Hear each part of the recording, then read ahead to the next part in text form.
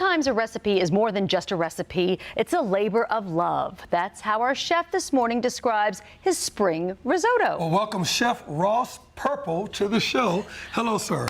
Hey, how's it going? Thank you guys so much for having me back. Yeah, I'm is really, our pleasure. really excited to be here. We're glad you're here. Now, what made you want to make spring risotto or share this recipe with us? So risotto, I think a lot of us, when we think about risotto, is something that we'll enjoy at a restaurant, but a lot of home cooks are very intimidated by risotto. Yes. Because they've tried and they fall into that trap of gummy risotto. So there's a couple of things that are really important in the process that will prevent the gummy risotto from happening. And it really is all about commitment, which is like 25 to 30 minutes right in front of the stove, and patience. Okay. So what I've got going is my butter and those onions. You can use shallot. These are actually some spring vidalias that I got at the farmer's market. So once this gets going, a couple of minutes, you want to get it so that it's piping hot, and you're going to add a little bit of wine. And when you hear that, you know you're on the right track. So my good friend Chef Drew Watson always recommends that you use a wine that you would drink. Of course. So when you open your bottle, cook with that night. Okay. Right, so we got the risotto in here. And it's going to start to absorb all of that liquid. How much risotto should you put in? I mean, you put in like a Quarter cup will make a really good sized portion for the average adult. So the key here is you want to release the starch. And the only thing that's going to do that is time and temperature. So basically, as the liquid starts to evaporate, the kernels of rice just start to go crazy at the bottom of the pan, and they're releasing the starch. So the thing that people fail that makes them fail when they do a risotto is they're like, oh, okay, it says add half a cup at a time, but I'll just add a cup. It'll go quicker. It'll go quicker. So I'm telling you, wait, give it that commitment. So as you can start to see, I don't know if you guys can see this. Yeah, you can. Yes. So all that liquid is really starting to evaporate.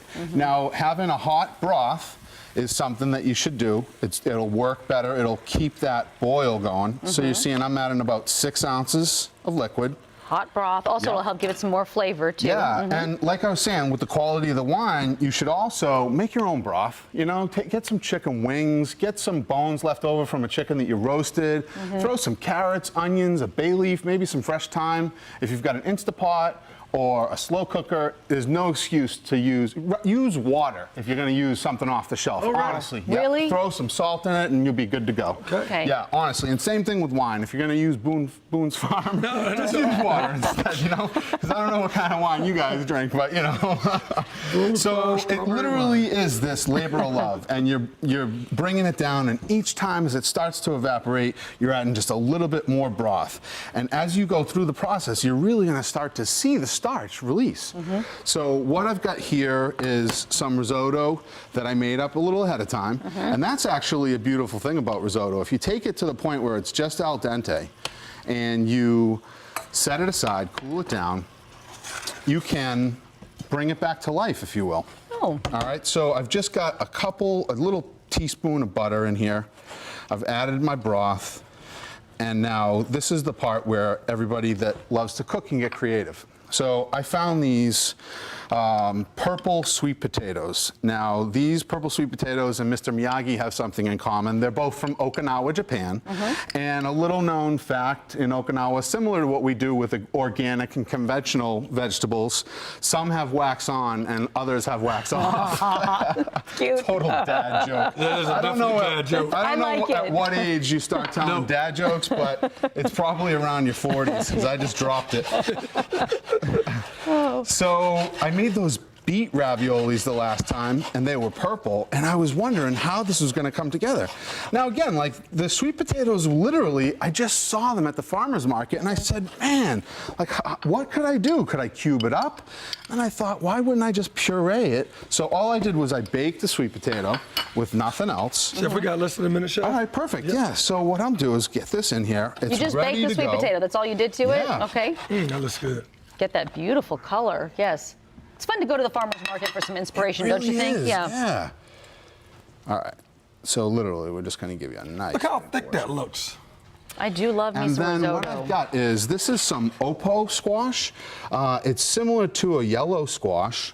and it's got a very mild flavor, delicate, almost like a cucumber. And it's got these seeds inside that are totally edible. So what I did was I peeled that, I sauteed that in a little bit of duck fat, and then I've got some fresh pomegranate seeds, some toasted pepitas, which are pumpkin seeds. Looks good, right? And then I've got a little bit of mint, fresh mint, and I'm gonna chiffonade that, and just a little delicate right there. And it's gonna just brighten it all up. You got a gold spoon over to the right of you, right? Oh yeah, please, have at it. Look at that. let's get that. The spring risotto. You can get the recipe on our website. You can also go to Chef's website. It's chefpurple.com. Chefpurple.com. You're available to help cater parties, that sort of thing. Yeah, I'm a private chef, a personal chef, and I'm more than just that, I'm a personality chef. So when people hire me and they invite me into their homes, I get to be part of the family for the night and create a memorable experience that's unique and really customized. And to be able to stand in someone's kitchen and show them these tips and tricks, you can be at a cooking class that's in a warehouse with 15 other people, but if you're cooking in your home,